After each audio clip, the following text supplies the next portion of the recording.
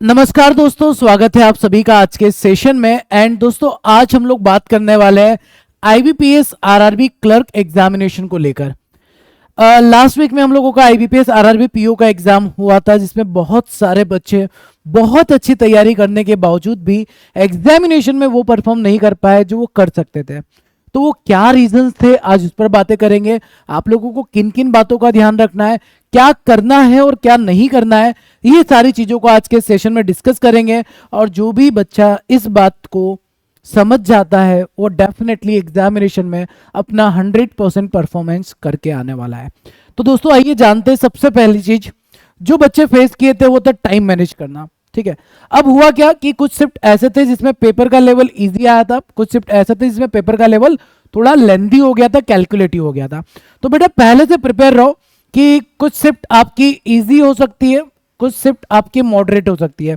जैसे बच्चे सबसे बड़ी गलती क्या कर रहे थे, पहले शिफ्ट का एनालिसिस देख लिया, फर्स्ट शिफ्ट इजी आ गया, फर्स्ट शिफ्ट का एनालिसिस देख लिया और उनको लगने लगा कि कट ऑफ ज्यादा जा सकता है, तो ज्यादा अटेम्प्ट करने के पीछे जाने लगे और उनका शिफ्ट आ गया मॉडरेट लेवल। अब दिक्कत क्या हुआ कि सर वो अटेम्प्ट कर रहे हैं, सवाल बन नहीं रहा है, एक प्रेशर बिल्ड हो रहा है। तो ऐसा बिल्कुल नहीं करना है बेटा, आपको अपने पेपर के अकॉर्डिंग टाइम को मैनेज करना है।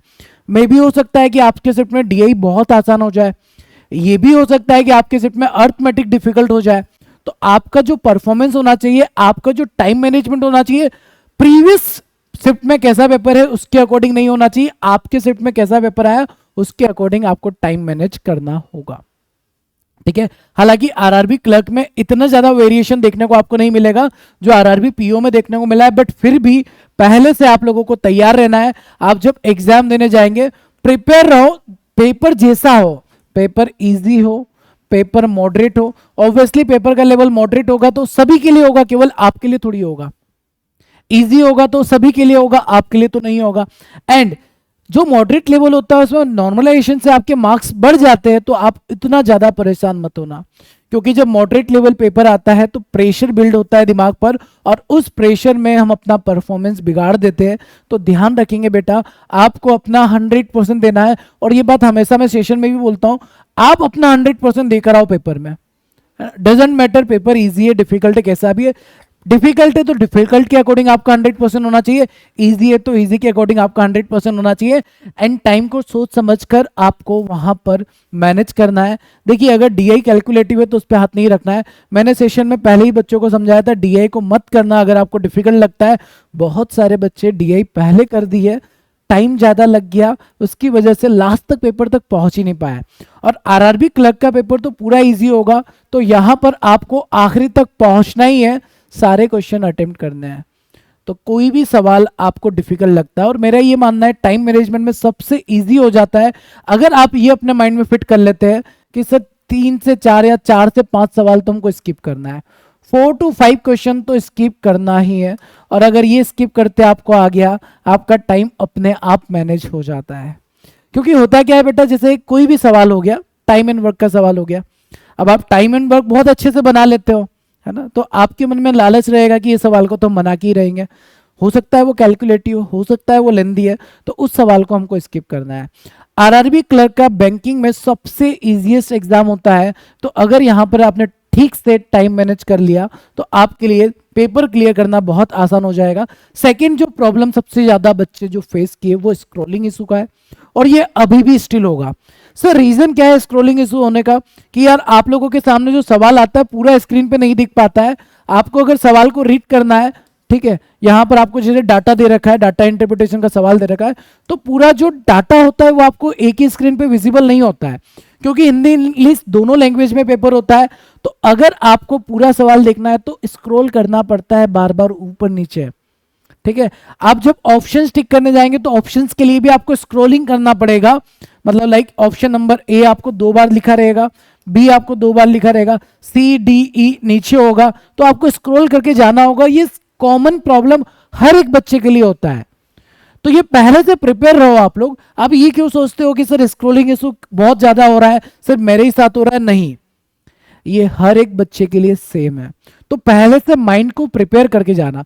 बच्चे क्या होते हैं ना, घबरा जाते हैं स्क्रोलिंग को देखकर, यार स्क्रोलिंग में टाइम जा रहा है, टाइम जा रहा है, पेपर को बिगाड़ देते हैं। बेटा ये जो इशू है वो सभी के साथ है, क्योंकि दोनों लैंग्वेज में पेपर रहता है। एक एडवांटेज भी हो जाता है कि आपको सवाल अगर कोई दिक्कत देता है तो हिंदी इंग्लिश दोनों में दिख जाता है, तो स्क्रोलिंग को आपको वहां पर ध्यान देना है, और स्क्रोलिंग की वजह से आपके दिमाग पे प्रेशर नहीं होना चाहिए।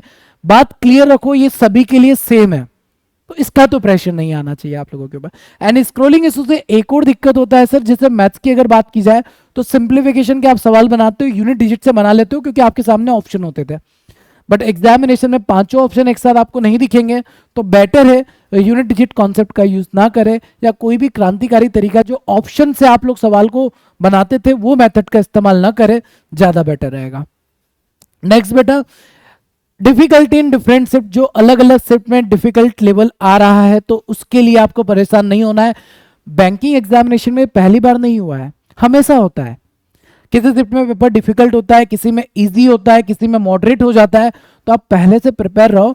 आपकी शिफ्ट में कैसा पेपर आता है आपको उसके अकॉर्डिंग परफॉर्म करना है। जैसा मैंने पहले ही कहा, ऐसा बिल्कुल मत सोचना पहले शिफ्ट का पेपर बहुत ज्यादा इजी हो गया है तो हम भी उतना अटेम्प्ट करेंगे, कंपैरिजन उसके साथ मत कर लेना, ठीक है। आप जाएंगे एग्जामिनेशन हॉल में, एग्जाम जब अटेम्प्ट करेंगे, पेपर जिस लेवल का होगा उसके अकॉर्डिंग आपके अटेम्प्ट होने चाहिए। और मेरा ये मानना है कि जो बच्चे अपना 100% एफर्ट लगाते हैं उनको समझ में आ जाता है कि ये लेवल कैसा है, यहाँ पर हमारा अटेम्प्ट कितना होना चाहिए। तो इन बातों का आप लोगों को बहुत अच्छे से ध्यान रखना है। And the last word is paper easy होगा, ठीक है।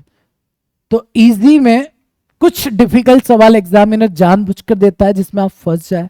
मतलब ये मान के चलो 3 से 4 सवाल 100% वो थोड़े कैलकुलेटिव देगा जिसको आपको स्किप करना है।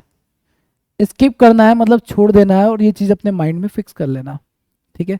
और अगर ये सवालों को आप स्किप करके बचे हुए सवालों को 100% एक्यूरेसी के साथ कंप्लीट कर देते हैं तो आपके जो मार्क्स है वो बढ़ जाते हैं बेटा, ठीक है। तो जितने भी बच्चों का IBPS RRB क्लर्क का एग्जाम होने वाला है 10 अगस्त को, सबको ऑल द वेरी बेस्ट। आपने जितने अच्छे से मेहनत की है बस उतने अच्छे से एग्जामिनेशन में परफॉर्म करके आ जाओ, सिलेक्शन आपका रहेगा, ठीक है। इसके साथ जो बच्चे आगे अपकमिंग एग्जामिनेशन की तैयारी करना चाहते हैं वो बैंक महापेक के थ्रू अपनी तैयारी कर सकते हैं।